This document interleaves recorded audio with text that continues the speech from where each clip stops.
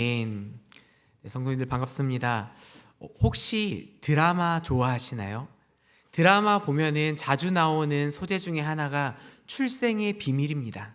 출생의 비밀, 그 이름만 들어도 무언가 호기심이 생기기도 하고 어떻게 일이 전개될까 궁금해지는 그런 이름인데요. 이제 다음 주면 예수님의 탄생을, 예수님이 오신 거에 대해서 우리가 축하하고 감사하는, 그리고 기념하고 기억하는 성탄절이 있습니다. 오늘은 아기 예수님의 출생의 비밀에 대해서 한번 이야기를 나눠보려고 하는데, 이 이야기를 통해서 우리 마음속에 예수님 오심의 의미를 다시 한번 생각하고 그 특별한 마음으로 예수님을 맞아들이는 모든 성도님들이 되시기를 축복합니다.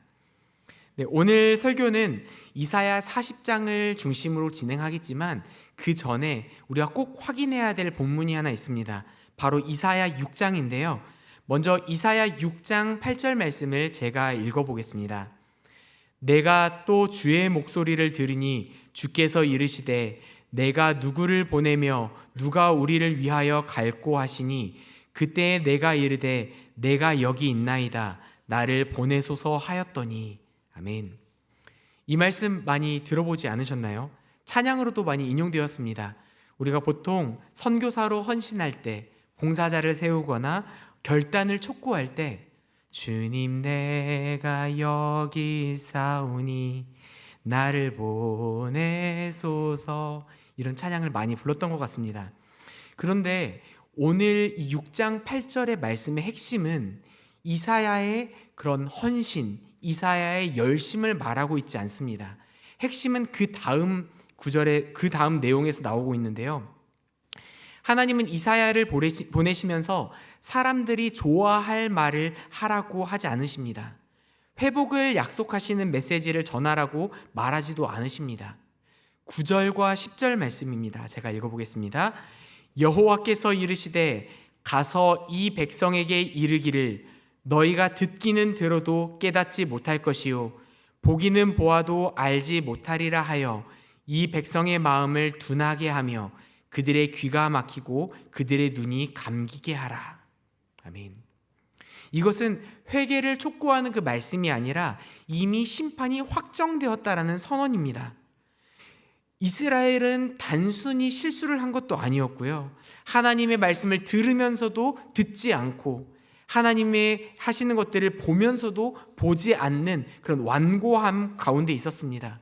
그래서 하나님께서 심판이 이르렀다라고 선포하시는데 그 소리를 들은 이사야가 이렇게 물어봅니다. 11절입니다. 내가 이르되 주여 어느 때까지니까 하였더니. 하나님은 대답하십니다.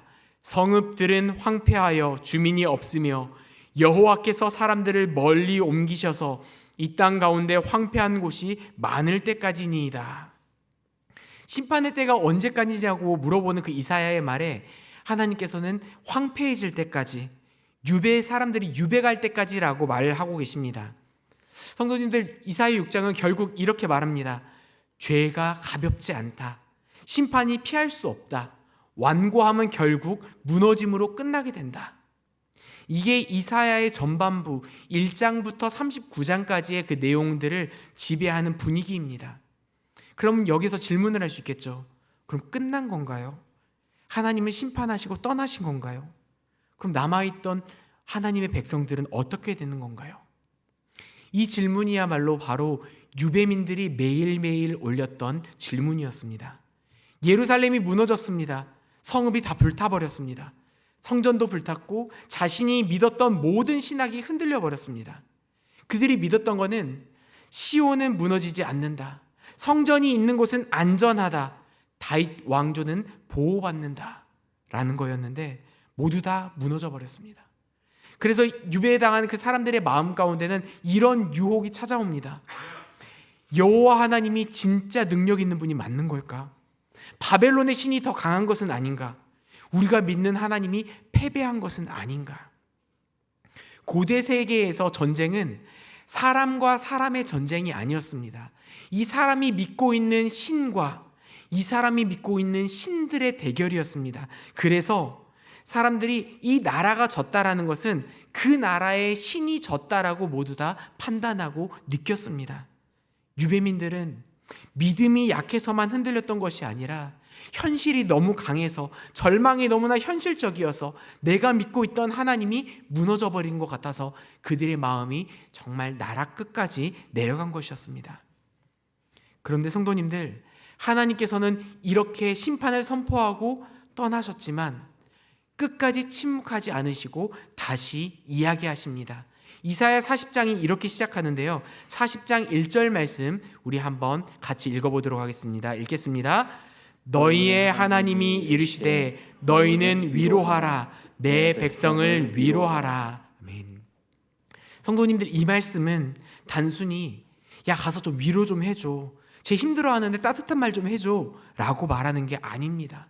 이것은 공식적인 선언입니다. 진노의 시대가 끝났다. 심판의 때가 지나갔다. 이제 새로운 시대가 시작된다. 이제 그 무엇보다도 중요한 것은 하나님께서 금방 말씀하실 때 무엇이라고 말했냐면 내 백성이라고 말하신 것입니다. 심판으로 인해 관계가 모두 다 끊어진 것처럼 보였지만 하나님께서 먼저 관계를 회복하시고 내 백성이라고 불러주신 것이죠.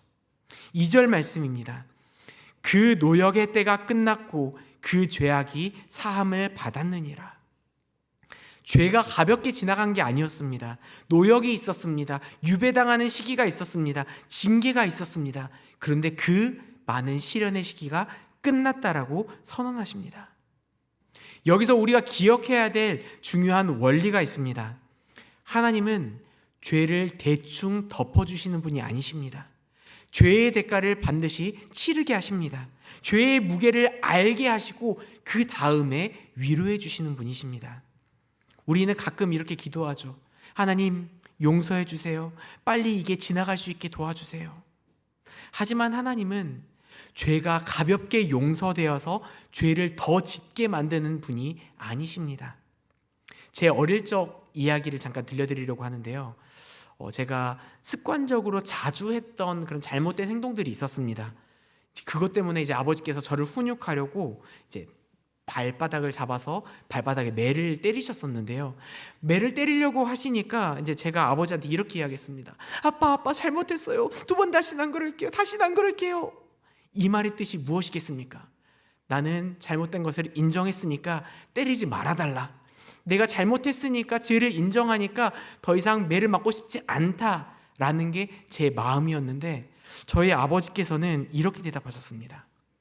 그래, 잘못했으니까 맞을 건 맞고 그 다음부터 하지 마라. 제가 원했던 답은 아니었지만 지금 생각해보면 굉장히 지혜로우시고 또 성경적인 그런 답변을 하신 것 아니었나라는 생각을 해보게 됩니다.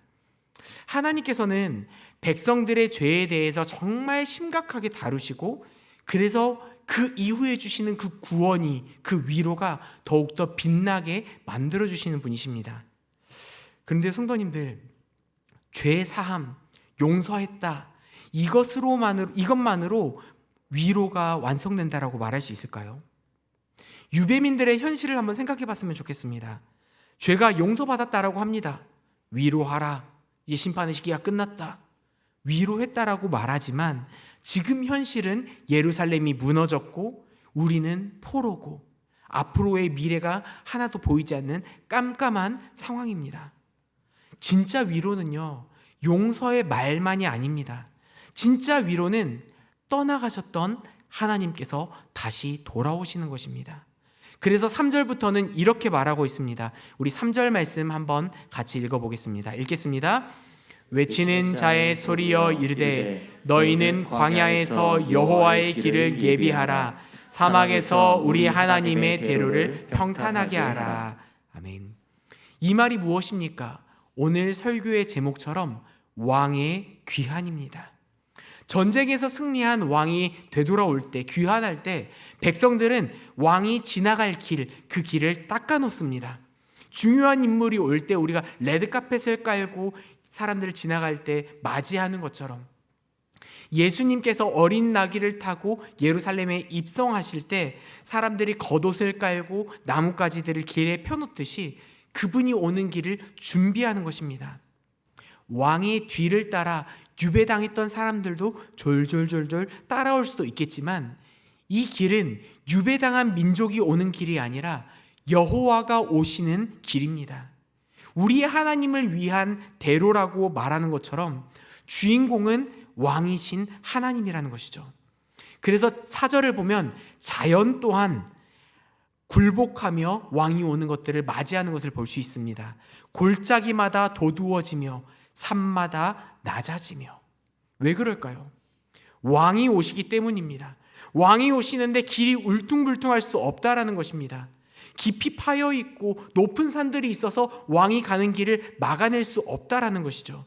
그래서 깊이 파여 있던 골짜기가 메워지고 높은 산과 언덕들은 깎아지면서 왕이 지나가는데 조금도 불편함이 없도록 자연이 스스로 준비한다는 것입니다. 이 말을 조금 더 깊이 들어가 보면 왕이 올 때는 바벨론의 포로로 잡혀 있어서 자존감이 너무나 낮아 있고 꺼져 있는, 절망과 죄로 인해서 무너져 있는 그 상태가 다시 메워진다라는 것을 설명해 줍니다. 또한 왕보다 높아져 있던, 교만해지고 내가 그전에 알고 있었던 종교적 형식들은 남아있으나 하나님과의 관계가 무너져버린 그들의 교만, 자기의까지도 왕이 오게 되면 모두 다 깎여질 것을 설명해 주고 있습니다. 그런데 성도님들, 왕의 귀환에 대한 이야기가 이렇게 진행되고 있다가 갑자기 중간에 이런 말씀이 들어옵니다. 6절과 8절 말씀인데요, 제가 한번 읽어보도록 하겠습니다. 모든 육체는 풀이요 그의 모든 아름다움은 들의 꽃과 같으니 풀은 마르고 꽃은 시드나 우리 하나님의 말씀은 영원히 서리라. 왜 이 말씀이 여기 끼어 있을까요? 이것은 무슨 교훈적인 그런 말이 아니라 유배민의 현실을 그대로 보여주는 말씀입니다. 유배민들이 무엇을 두려워했을까요? 바벨론입니다. 그 거대한 제국입니다. 결코 무너질 것처럼 보이지 않은 권력입니다. 그런데 하나님은 말씀하십니다. 그 바벨론도 풀이다. 여호와의 기운이 불면 끝이 나는 존재다. 우리의 상황도 마찬가지지 않겠습니까? 내 문제는 결코 해결되지 않는 것처럼 느껴지고 그 사람은 절대로 변하지 않을 것처럼 보여지며 그 상황은 절대로 뒤집어지지 않을 것처럼 느껴지는, 변하지 않을 것처럼 느껴지는 이런 상황 가운데서도 하나님은 우리에게 말씀하십니다. 모든 육체는 풀이다. 그러나 내 말은 영원하다. 즉 역사를 움직이는 힘은 제국이 아니라, 세상 논리가 아니라 하나님의 말씀이라는 선언입니다. 이제 9절 10절로 보면은, 9절로 가면 기쁜 소식을 전하라고 말하십니다. 너희의 하나님을 보라. 10절로는 왕의 귀환을 선포합니다. 보라, 주 여호와께서 장차 강한 자로 임하신다. 권능 가운데 오신다. 그런데 정말 놀라운 것은 11절입니다. 그는 목자같이 양떼를 먹이시며 어린 양을 그 팔로 모아 품에 안으시며. 이게 하나님께서 해주시는 그 위로의 절정인 것 같습니다. 왕이 온다라고 하면 많은 사람들은 왕이 정복하기 위해서 무언가를 바꿔내고 그의 힘으로 무언가를 해내려고 온다라고 많이들 생각할 텐데, 하나님은 정복자로 오는 하나님이 아니셨습니다. 이 11절 말씀을 보면 하나님은 목자로 오십니다.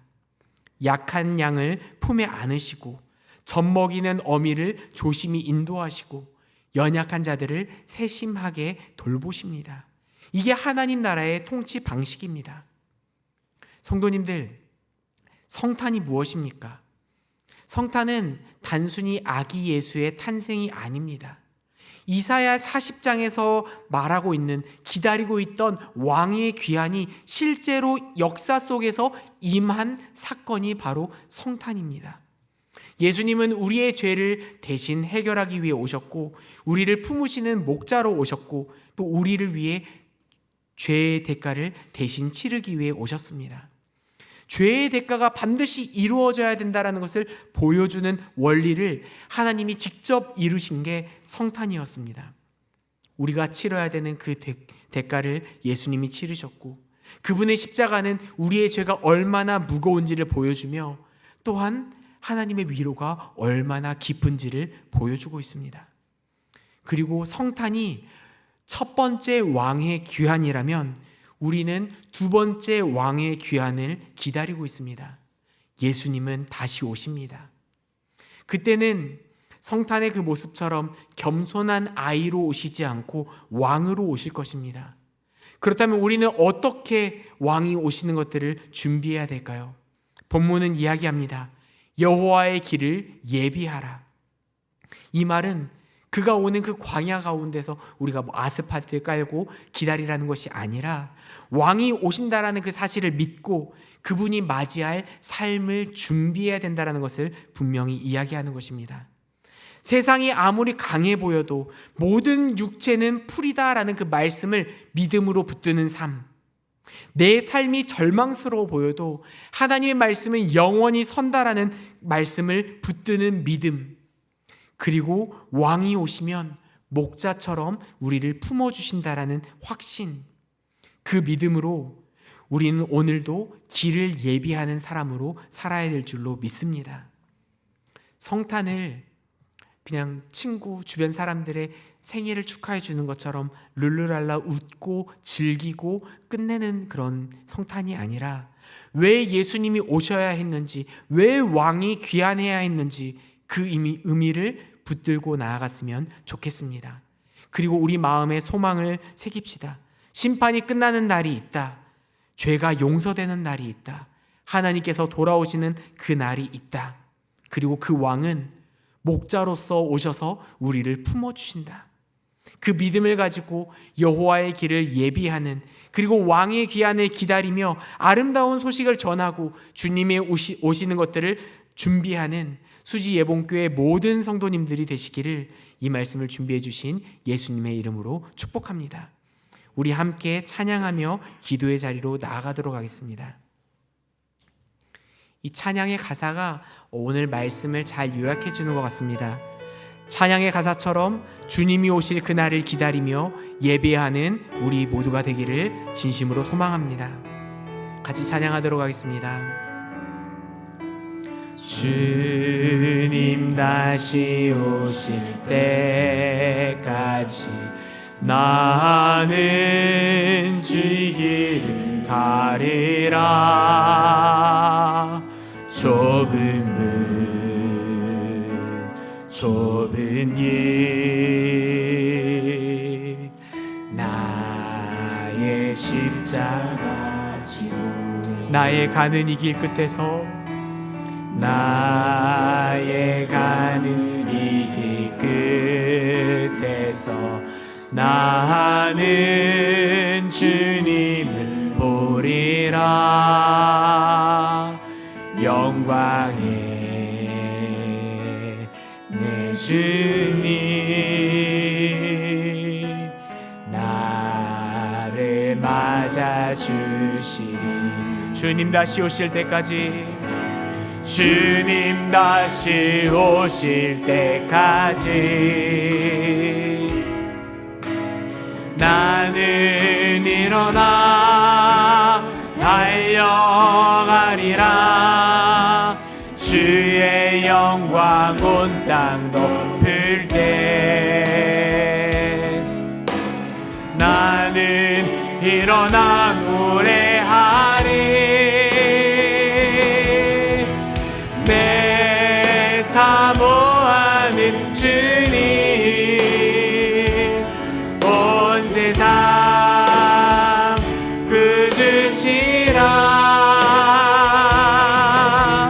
내 사모하는 주님 영광의 왕이시. 처음부터 다시 찬양하겠습니다. 주님 다시 오실 때까지, 주님 다시 오실 때까지 나는 이 길을 가리라. 좁은 문 좁은 길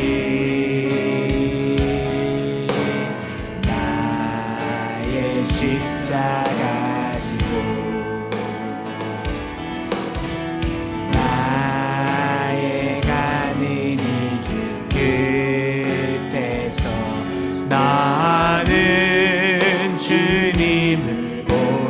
아니라 영광이 내 주님 나를 맞아주시 주님 다시 오실 때까지 주님 다시 오실 때까지 나는 일어나 달려가리라 주의 영광 온 땅 덮을 때 나는 일어나 노래하리 내 사모하는 주님 온 세상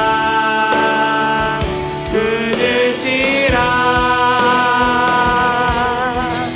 내 사모하는 주님 영광의 왕이신 내 사모하는 주님 내 사모하는 주님 온 세상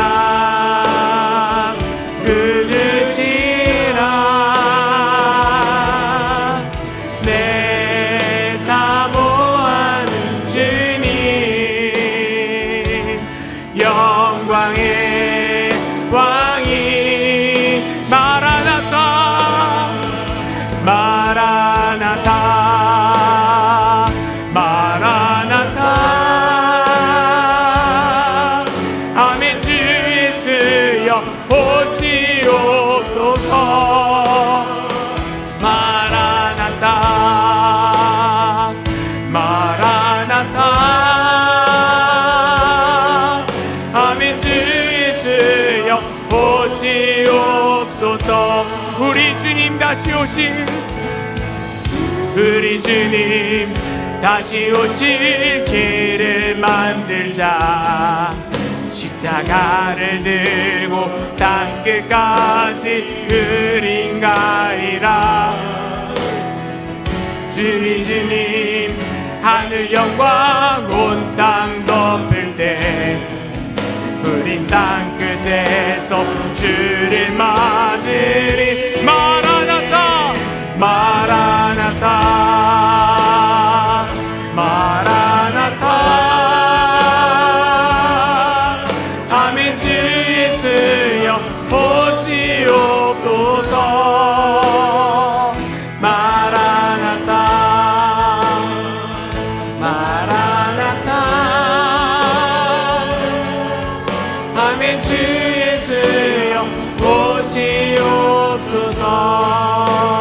오시옵소서 성도님들 오늘 함께 들은 이사야 40장의 말씀을 가지고 말씀을 생각해 보며 그 말씀 그대로 기도의 자리로 가져가려 합니다.